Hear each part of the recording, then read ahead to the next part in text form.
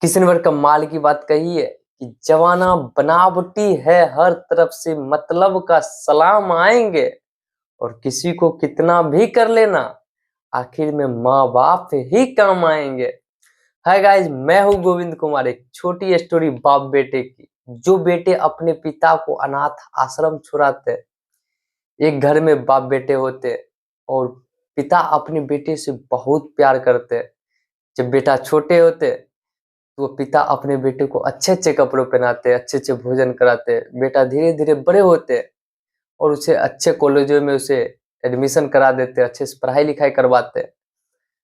पिता अपने बेटे को शादी कर देते हैं और शादी करने के बाद कुछ दिनों तक वह खुशी-खुशी अपने घरों में रहते और बेटा अपने पत्नी के कहे हुए बातों पर, छोटी-छोटी बातों पर अपने पिता से झगड़ा कर लेते थे।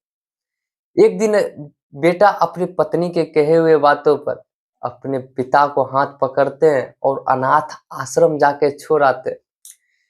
जब वह लड़का अनाथ आश्रम में अपने पिता को छोड़ के बाहर निकल रहे होते, उस उसकी पत्नी उस लड़का को फोन करते हैं और कहते हैं कि हाँ, अपने पिता से जाकर ये भी कह दो कि किसी भी त्योहार में आने की कोई आवश्यकता नहीं है, कोई जरूरत नहीं है।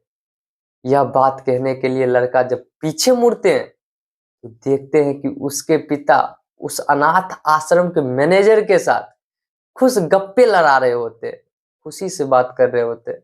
ऐसा लग रहे होते कि एक दूसरे के कई सालों से जानते हैं, पहचानते हैं, बातचीत होते रहती है। ऐसे बात कर रहे होते। लड़का पूरी पूरी तरह चौंक जाते हैं और लड़का उस मैनेजर से जाके पूछते हैं कि क्या आप मेरे पिताजी को जानते हैं और कब से जानते हैं? मैनेजर कहते हैं, हाँ, हम तुम्हारे पिताजी को जानते हैं और तभी से जानते हैं जब तुम्हारे पिता इसी अनाथ आश्रम से तुझे गोद भर के अपने घर ले गए थे।